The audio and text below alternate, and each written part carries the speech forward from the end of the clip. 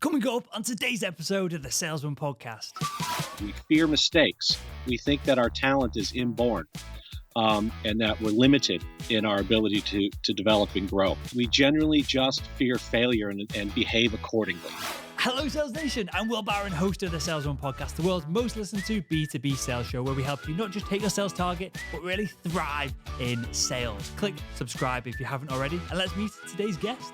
Hi, I'm Sean Sheppard. I'm a founding partner at GrowthX. We are a Silicon Valley-based partnership. I'm a serial entrepreneur turned investor and professional salesperson who's made it his personal mission in life to elevate the profession of sales to its rightful place in society. In this episode with Sean, we're diving into the skills that salespeople really need to develop if they want to thrive in sales in the innovation economy. We're shifting. There's loads of different things going on in the world right now. AI, machine learning. Our customers don't want to speak to us at the beginning of the sales cycle, more so through midway through their buying process, a whole lot more. We dive into it. Essentially the skills that you need to develop if you're going to have success in sales right now and in 10, 15 years time from now as well. So with that said, let's jump right in. What the heck is the innovation economy? Are we in it? And what's coming at us over the next few years with regards to this? Yes, we are in it. Whether we like it or not, it has come for us. And as a salesperson, I would like people to think about, don't be the yellow cab in the age of Uber, as we like to say, the taxi service that with the fixed mindset that did not adapt to the changes of this innovation economy. And more specifically, the World Economic Forum has coined it the fourth industrial revolution. And in this fourth industrial revolution, we are dealing with the specter, if you will, of artificial intelligence, machine learning, robotics, automation, knowledge work as opposed to physical labor. And the predictions are that by 2050, 40% of the jobs that exist today will no longer exist. Now, for some people, they're scared by that. Anyone with a fixed mindset that isn't willing to embrace the change and the opportunity that comes with that problem could be very, very scared by that. But I'm actually quite encouraged by it. And I would point back to the last industrial revolution, whereby in America, anyway, at the turn of the 20th century, 1900 thereabouts, 40% of the workforce in America was agrarian. It was farming. Today, it is 3% of the jobs, but we don't have 37% unemployment, do we, Will? No. So exactly. So with technology comes new opportunities. New kinds of work, new ways in which to work, and I would simply say that because of that, not only part of my key mission is to try and professionalize sales and bring it to its rightful place in society along traditional industries. It's also a time for us to rethink about the role, the function of selling, what role it will play in this innovation economy. And what knowledge, skills, and behaviors are going to be required for elite sales professionals to separate themselves from the robots, so to speak.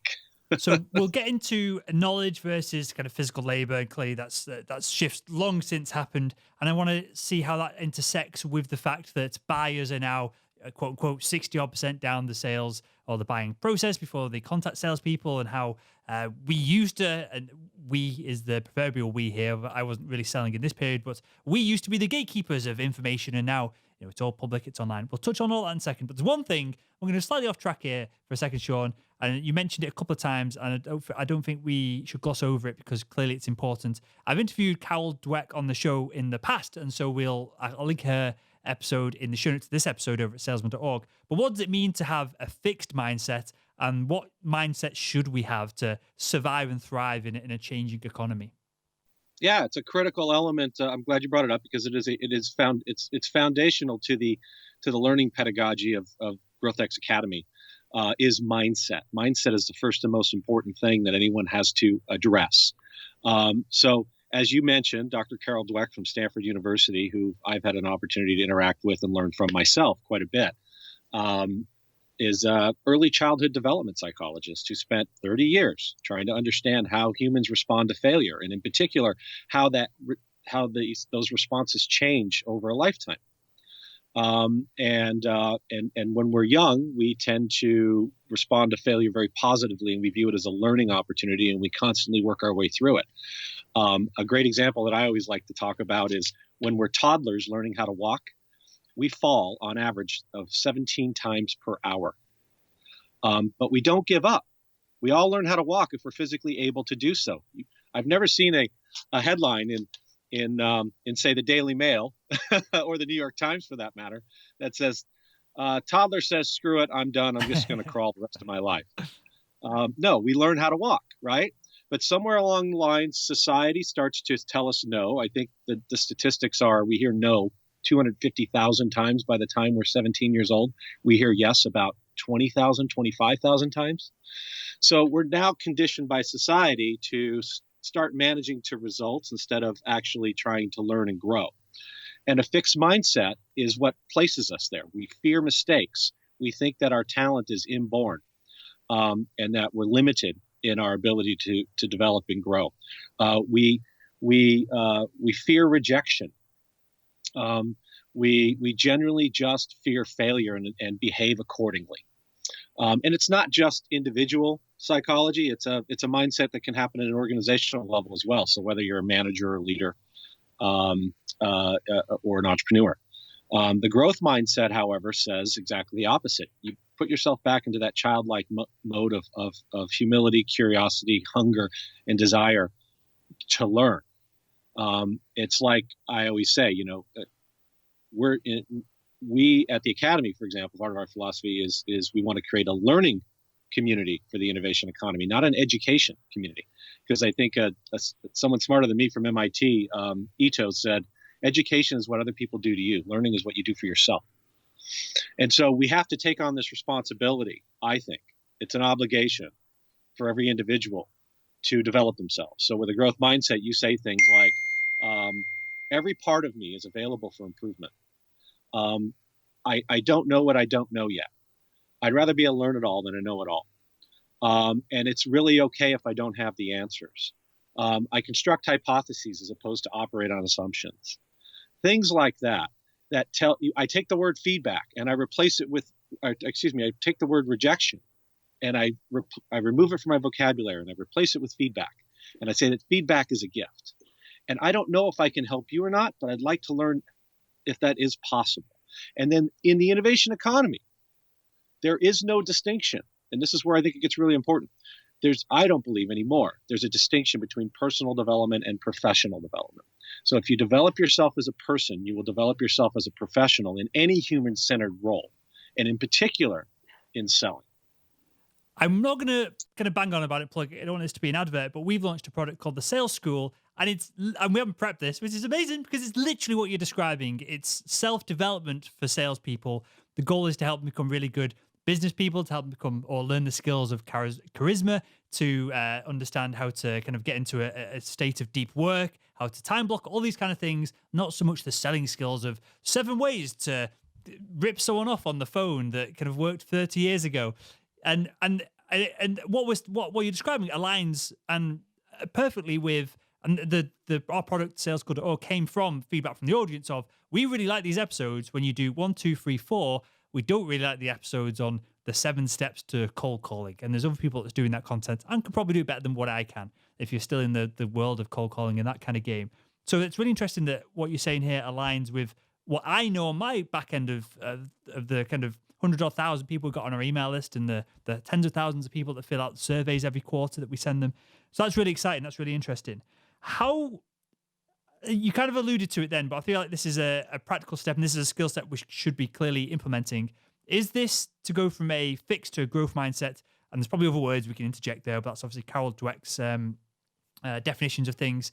Is this a linguistical exercise that we need to go through of swapping rejection or fear for excitement and things like this? Or is there another angle that we can go at that isn't perhaps standing in front of a mirror and reading affirmations from a Tony Robbins book?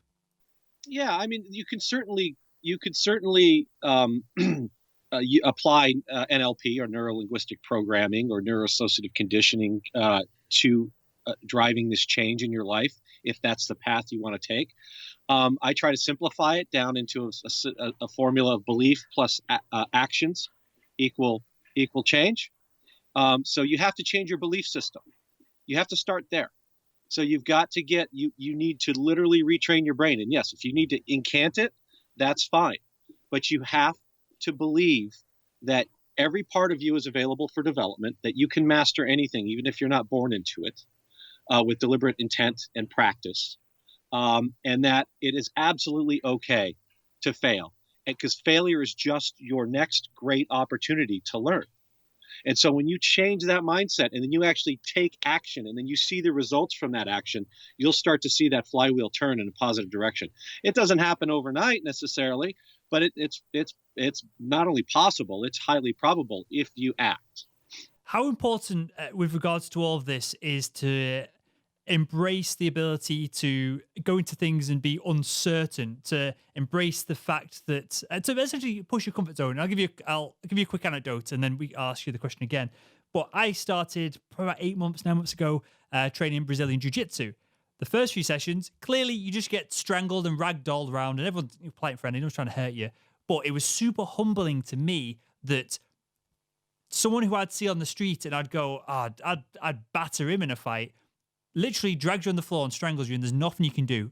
It's so slow. It's so methodical. There's obviously a process. You don't know what you're doing. You're pushing away, and as soon as you push, you enable them to grab hold of you, twist you, and get you back. And 9 months down the line, I'm now training with people who are brand new, and I'm able to do exactly the same to them. And it was really humbling to me to get that. And there's people there that are overweight. People there that are, if I weigh 80 odd kilograms, there's one lad there who's 50 odd.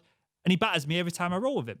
And it was, again, humbling to me to know. And the other thing was with regards to the uncertainty and being uncomfortable in that, I know now that just because someone's got their arm around your neck doesn't mean that you need to submit, tap. There's plenty of ways to get out of it. You can sit in that position and they tire themselves out if they've not got the right hand placements and all this.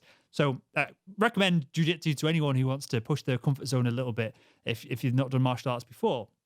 But is this something that we should proactively be doing, Sean, seeking out these things, across to widen our own personal self-development? So we should be doing these things out of sales, and that will this have then a performance impact on our selling careers as well? Absolutely. At every opportunity that you can, at every moment of every day. This is fundamental. This has nothing to do with selling.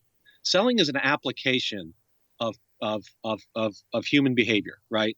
And the development that we're talking about. So it's just one way in which you can apply the things that you learn and grow with in your life. So I'll say a few things about what you just said there. And I've got a very personal example of my own, right? I started my life, my professional life, as a professional golfer. And so I traveled and I played and then I taught and I did very much in and around that for years. And it's still my passion. I love the game. I don't get to play very often because of just the nature of where I am in my life right now and all the other things that I'm doing to get back. But it has been 6 years since I had gotten a golf lesson of any sort. And I became pretty good over my own time, diagnosing, explaining, and correcting myself based on understanding how a golf ball flies. It can only do 9 things. The laws of physics tell you what those 9 things are, and then there's 5 impact factors that affect those 9 things. And if you understand those things, you can reverse engineer a diagnosis and implement your own corrections. And I felt very comfortable and confident in my ability to do that for years. But I was just in a funk one day, and I was out at the club, and I literally just on a whim walked into the learning center, and I struck up a conversation with the director of instruction. Turns out he went through very similar golf school training that I went through, and we hit it off great. And so I said, all right, give me a lesson. And he did. And I mean, absolutely turned me completely inside out, upside down, put me on video and said, you have any idea what kind of positions you're in right now? And I said, no. And he showed me, and I said, oh, this is embarrassing. I was incredibly shocked, very humbled, embarrassed at first by where I evolved myself into from just self-coaching and development over the last 6 years. And there's another key lesson in that, right? That's why mentorship and community is so important. You can't just be your only eye. You absolutely need to drive your learning and development, but you need an outside perspective. And so I had to go to work. I had to literally get, torn down and built back up over time. And it was really, really hard. But I'm back in this place now where I actually have purpose and context and understanding. It's actually reinvigorated my love for and passion for the game, because I've got purpose again. I've got something to work on. And I wasn't doing that. I was just sort of going through the motions for so long. It got me thinking again about all those things that you just laid out. It was very uncomfortable. There were some really hard times where I was hitting golf shots that I was shanking it. I was just I'm mad. But I powered through it. I pushed through it methodically, step by step. And in those moments, those are the growth mindset moments where you have to be very aware, self-aware of your own behavior, what's going on in your own mind, and how to manage that. Because if I can impart one thing on the selling community as a whole, is we're very bright people. Our brains move very quickly, and as a result of all of that, we tend to get stuck in our own heads all too often. And when we do, we tend to gravitate towards negativity and negative self-talk and self-doubt and uncertainty and all the things that prevent us from picking up the phone or knocking on the door or sending an email or checking off a task in our CRM or asking hard, difficult questions that will get you to a truth that you really are, you need to get to, but you're biased towards it. There's a fear around it, so therefore you sort of avoid it. All those things that go on. Being completely self-aware of those things in the moment is what it's all about. It's never about how we act; it's how we react that defines us. And so, I would say all of that plus context matters, right? Context is super important. One of my partners who I absolutely adore, I'll give him credit for this, Andrew Goldner, says he's got this great quote, that context matters. There's a difference between peeing in the pool and peeing into the pool. So when you apply this with context, like, why am I doing this? What's the purpose of this? And where and how is it going to help me? At the Academy, we focus on the context of early stage selling, marketing, and designing, right? What do you do to take a new product to market? What are the steps? How do you behave? What approaches do you use to get there faster? How do we do it in an environment where we have limited time, money, and resources to learn and actually build a sustainable, predictable, repeatable business opportunity for ourselves, right? Which is very different than doing it in a mature environment, right? So everything's about applying that context on top of that learning opportunity.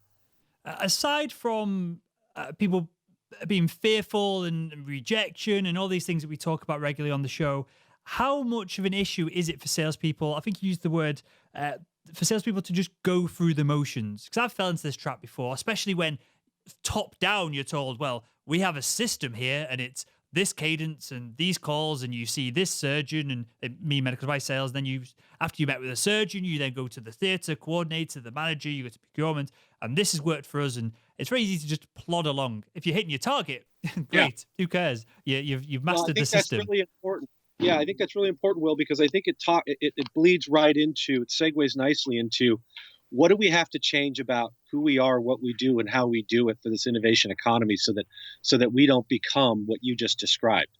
What you just described can damn near be automated.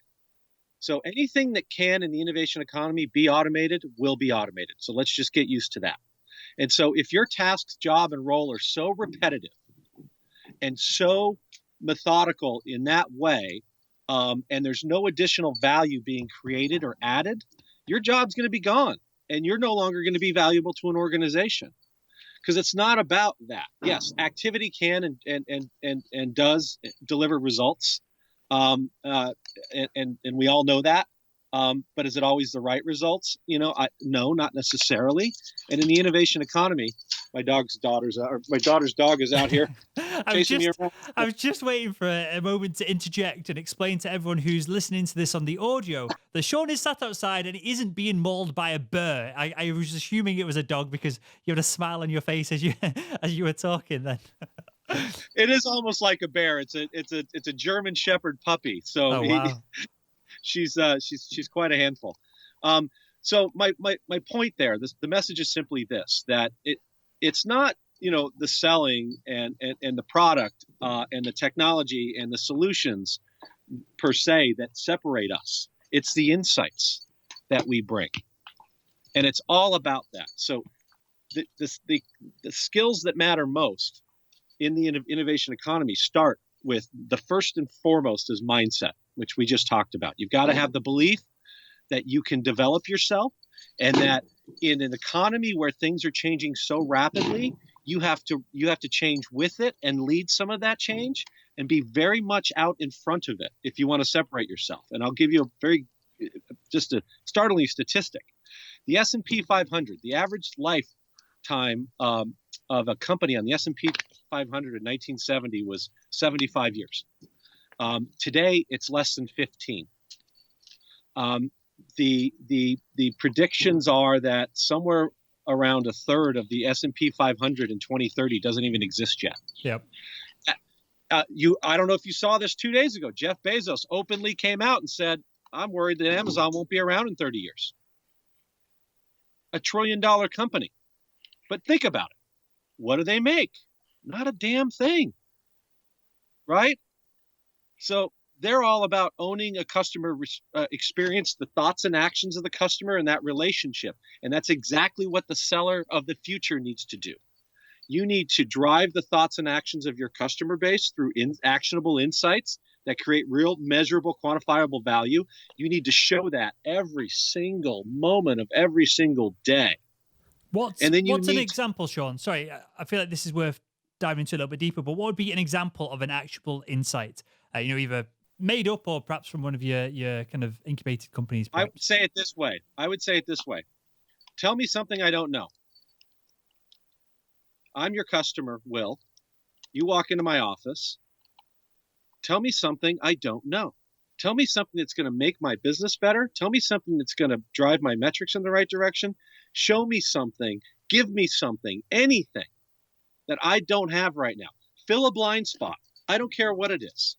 Does that make sense? It makes total sense. And just to narrow down on this further, and the answer is it depends, I'm sure, but is this an insight that you as a sales professional from dealing with a marketplace for a number of years and speaking to the right people and networking, you can surmise and you are proactively sharing your insights? Or is this something that marketing gives us to on some kind of nonsense flyer and we shove that in the faces of people? Well, I would say, the a slightly leading question, a loaded question there, slightly biased. Of course it is. Look, you may not be expecting this answer, but my answer is yes. It's all of the above, right? It's your job to deliver it as that sales professional, but there's a whole host of different sources where that information can come from. So it leads me into the two things that matter. The next thing that matters after that mindset is business acumen. Okay, sellers are selling to businesses, right? So therefore, you need to understand how that business works, how it makes money, how the individuals that you're selling to are measured in their job or their role or their function, and how to tie what you do to making those things better. That's your job. So understand what they do, how they make money, and how you can contribute to that. Now, the second thing the third one, but it's very much tied to what you just talked about, is are you generating those insights from being in the know in the industry, or having relationships, or having let's just say a long-standing career and deep knowledge and experience in a given sector, like you in medical device and surgical selling. Okay, yes, that absolutely helps. But if you have market acumen, which is the third skill after mindset and business acumen, you can do that quickly and rapidly across any product, market, industry, or vertical. Look, I've been at this for 25 years. I've built and sold companies in a wide variety of different products, markets, and verticals. Today, I have over 200 investments across the different industries and sectors and stages. And I've built a program that's fundamental, not to B2B or B2C or marketplace or B2B2C or any of that. It's H to H. It's human to human.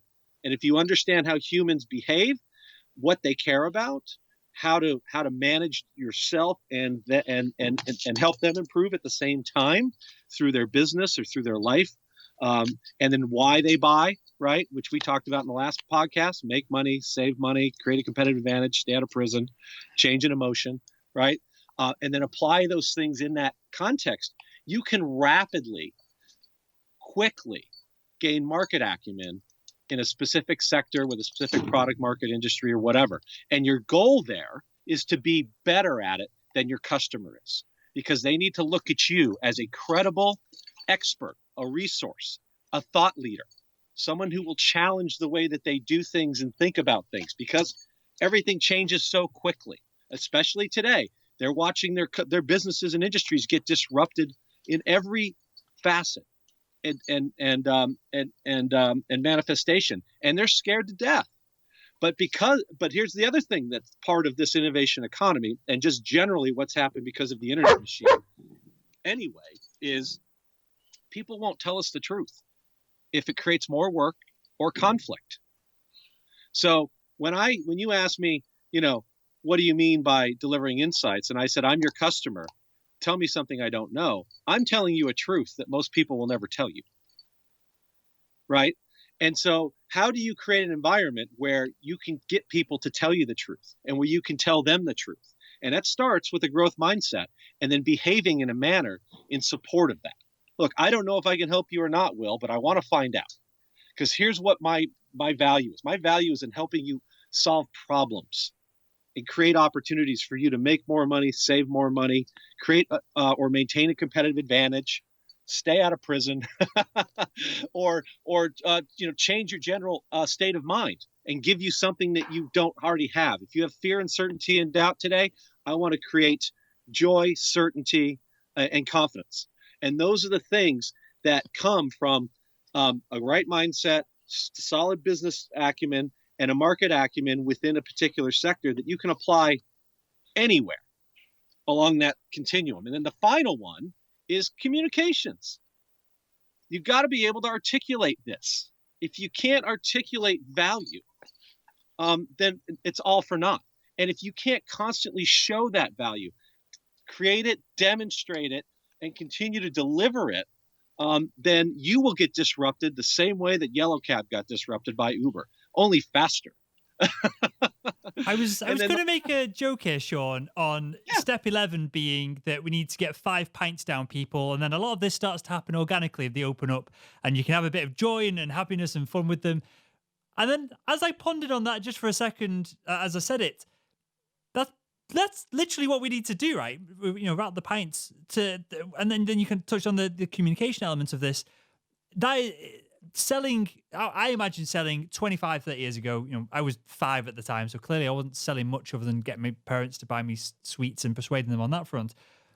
But when you see it in films, it's people playing golf, taking someone out for a lunch, doing all this and that. And I've done a little bit of that in the medical device sales side of things, because surgeons will do any kind of training as long as there's a free meal at the end of it and they get to meet people and network on themselves. That's the value I could add. I could kind of bring people together and get them in front of their idols because their idols wanted to use our equipment and it all mashed together. But if you take out the digital technology, AI, all the disruption, all that kind of thing we're talking about here, are we describing the fact that sales is just what it always has been, but now there's perhaps more interference going on, so we've got to be better at it because there's so much more noise than ever before?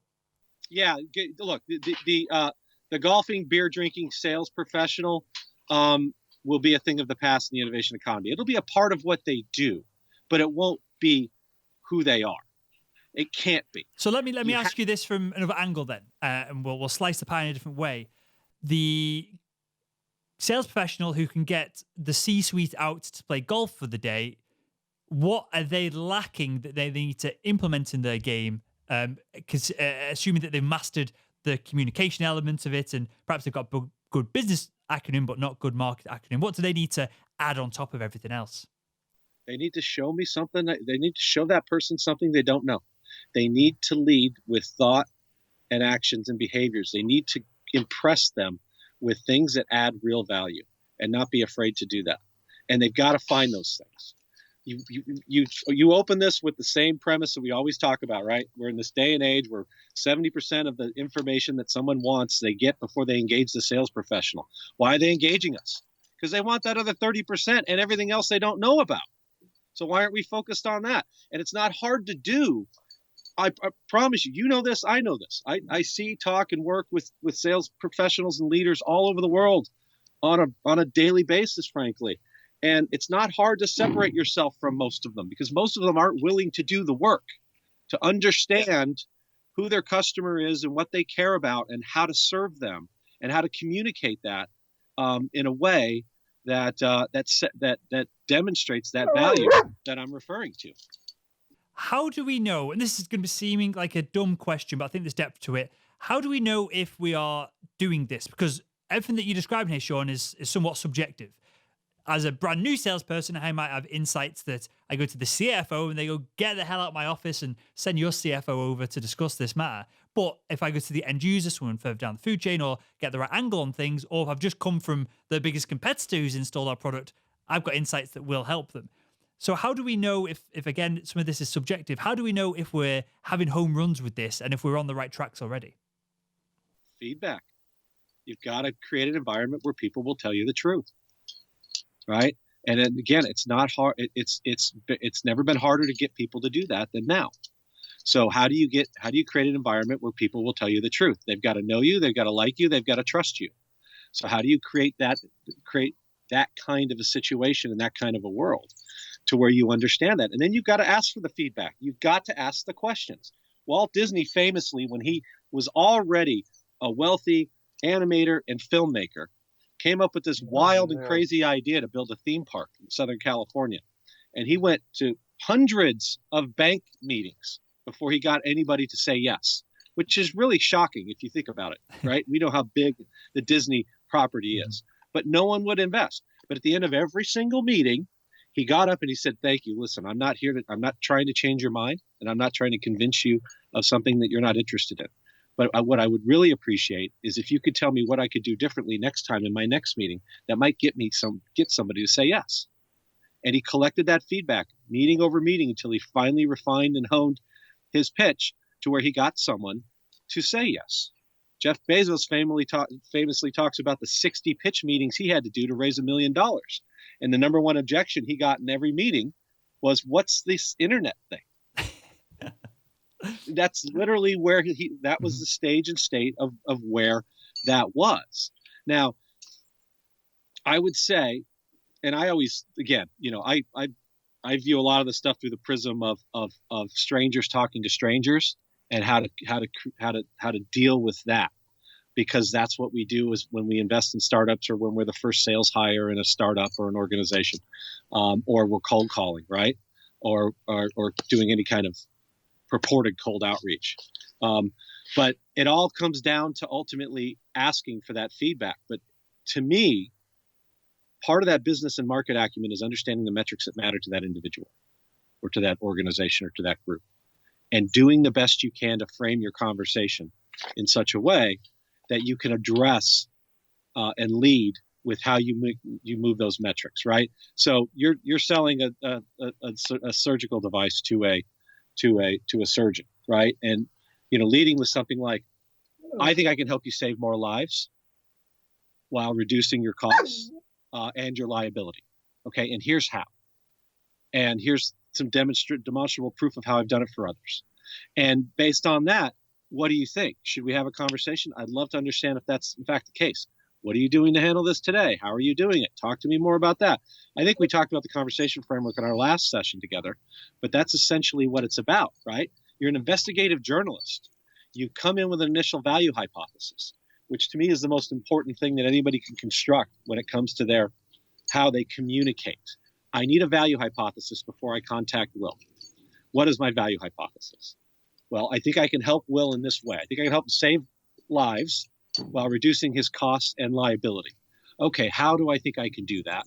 And then what's my proof? What evidence do I have to support that? And then ask that, and then pursue that line of questioning. And that's all I think we can ultimately do. And the more direct we are about that, the more focused we are with that, the more in tune with our prospect around that thing, the more credibility we create. And it's all about creating that credibility. because you've got to go from a stranger to a thought leader with somebody, a trusted source. If if you want to maintain you know, I think a position of authority with your customers for the long term in the innovation economy. We are not selling technology anymore. We are going to be service providers, service-oriented providers across the board. I wrote an article recently called Why SaaS Should Be Called Service as a Software, not Software as a Service, because the most successful SaaS companies that we invest in and see grow are ones that lead with service first and then automation second. And that's what our customers are going to expect from us in the age of artificial intelligence. You and I have already been through a cycle where automated voice response from our cable providers, our TV providers, our telephone services, our government agencies and entities, wherever, have annoyed the holy shit out of us for generations. And we have soundly rejected those things because or our credit card companies, you name it, you call your bank and it's automated voice response. And that stuff frustrates all of us. And we're pressing 75 times because we want to talk to a human, right? And that's all this is. Humans want to talk and connect and engage with other humans who can deliver value. And we just need to do it in a very direct, humble, and focused way. And I think everybody can be more efficient with commerce as a result. Let's project this forward 5, maybe even 10 years if someone's going to have a career in a specific vertical. And we've talked about this not ad nauseum, but quite regularly on the show, so we don't need to go too depth into this. But I feel like your insights are going to be interesting here, Sean. You've mentioned kind of the word authority, thought leader, business acronym, market acronym. How does all this align with perhaps our personal brand over that 5 to 10 year period? Should we now be proactively working on building a personal brand authority within a specific space, building video testimonials, whatever it is, building our own blog with insights or microblog or LinkedIn posts, whatever it is? Obviously, people's times is on a huge scale with a show like this.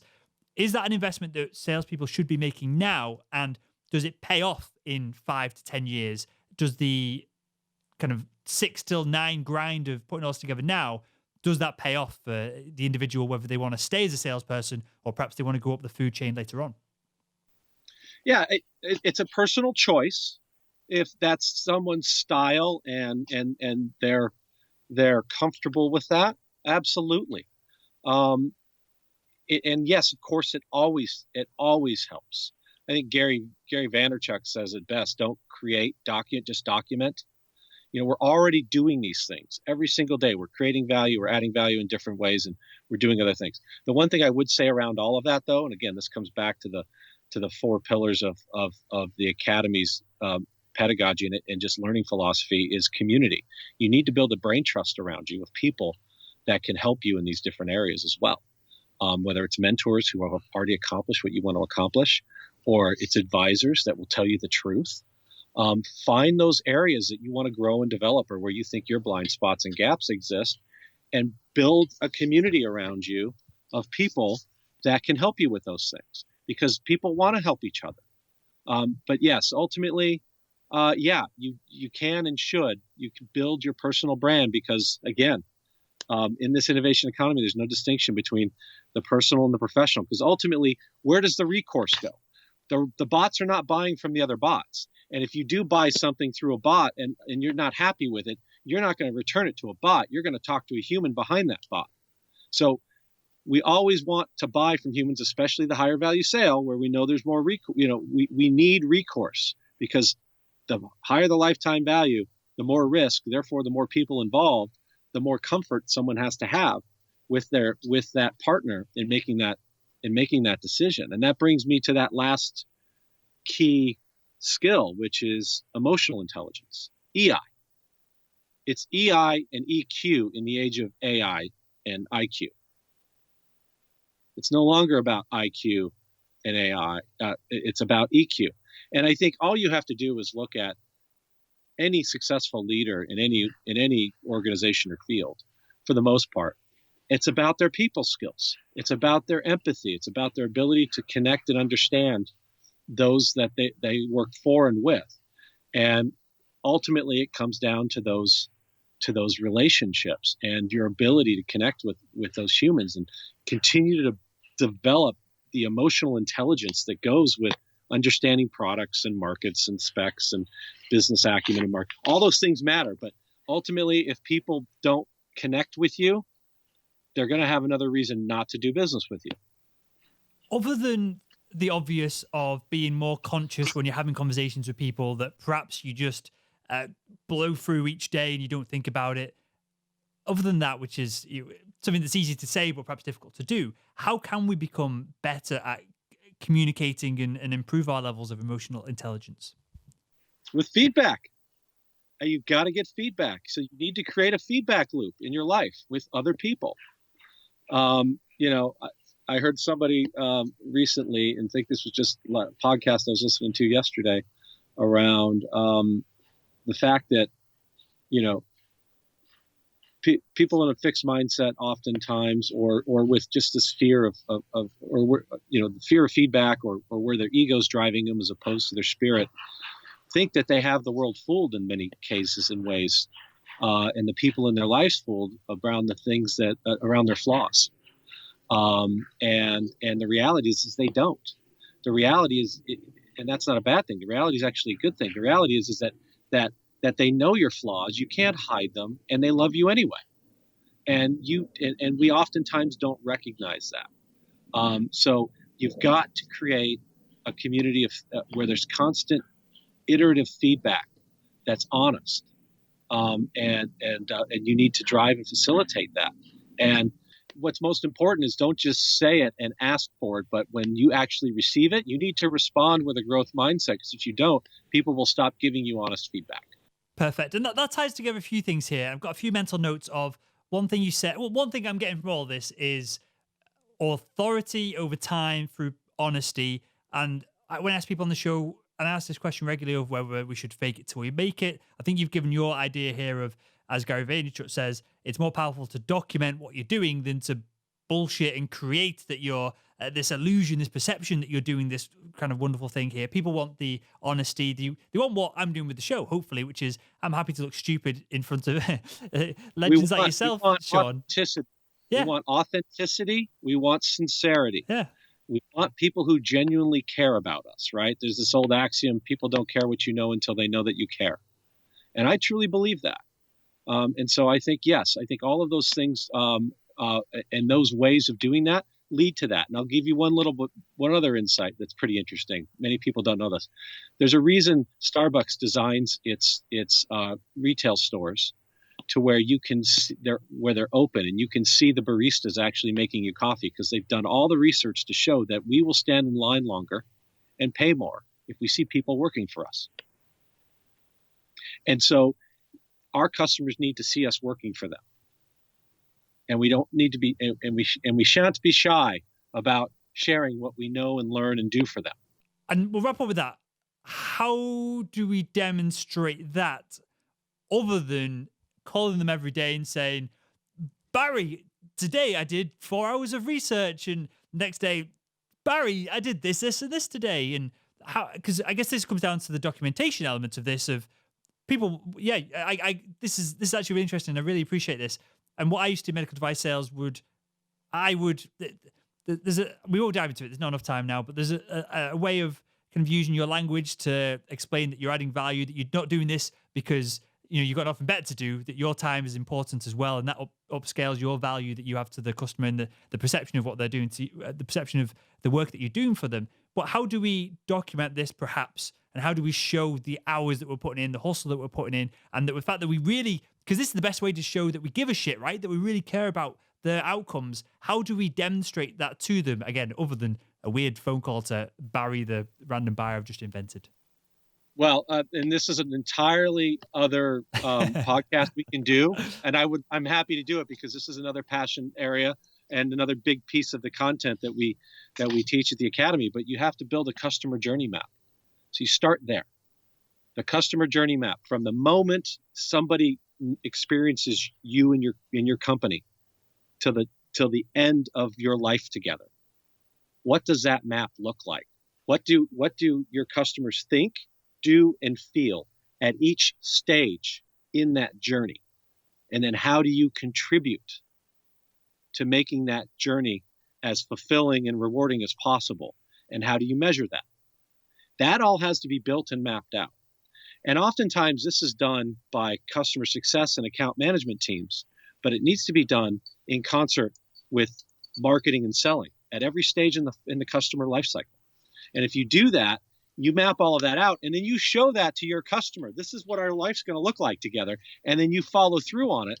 You're gold. Perfect. Well, we will do that because I want to do this for my own products and services and things that we do behind the scenes. So I will selfishly interview you on that in the future, Sean. But customer journey map. Well, you know where I learned this, Will? I didn't learn this from sellers. I learned this from design thinkers. Okay. I learned this from user experience people. Mm-hmm. I learned this from the UX leaders at the academy, whose job it is every day is to deliver effortless, seamless, joyful experiences to customers that we've all become used to with how we use our phones and how we experience the shared economy in an Uber, for example. That's where I learned it. It wasn't a sales function. There's so much of design thinking that is going to go into the future of what selling looks like in the innovation economy. And it's a whole other topic we can dig into at a later point as well. Well, that's the next episode. The first question will be, what the hell is design thinking? And with that, Sean, with that, mate, I've got one final question to ask everyone that comes on the show. I think I've asked you it before, and I'm going to ask you it again. And that is, if you could go back in time and speak to your younger self, what would be the one piece of advice you'd give him to help him become better at selling? Trust my gut. Trust my instincts. Trust what my brain and body are telling me with every human experience. Get out of my own head and trust what's naturally there. We are biophysically designed for that, and we get in our own frickin' way every time. Well, with that, Sean, tell us more about GrowthX. You kind of alluded to it throughout the show, but tell us more about it and where we can find out more about you as well, sir. Sure. As I mentioned, GrowthX is a Silicon Valley-based partnership that invests in companies, helps them grow, and develops the talent to work in them. And you can learn more about us at growthx.com for the fund and consulting side of the business, and then for the educational side, the learning opportunities, you can go to gxacademy.com to learn more there as well. Perfect. Well, I'll link to all of that in the show note to this episode. Over it, we'll do a custom domain of salesman.org/dog attack. And we'll do the standard URL as well. But for the listeners who want something short and snappy to remember, salesman.org/dog attack. With that, Sean, I'm looking forward to speaking to you again on the show on these other topics, because I feel like we've only scratched the surface of some of this. And with that, mate, I want to thank you for your insights and joining us on the show. Hey, thank you, Will. Always a pleasure.